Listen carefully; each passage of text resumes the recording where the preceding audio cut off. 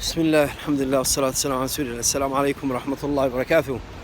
وقيبتي أفراد إيوه محان كل هذا سديبان لو سيادية أما سديبان لو كبعية نجعلك وحكم إذا الحمد لله إن مر الله مركي أد وضع الصعوتان هذه حاس كاغو إن السنة وكلا قعنته إن السنة قعنته وهي سد قعنته وقبستد أيا كم إذا إن أن محان كل هذا جعلك وكوكله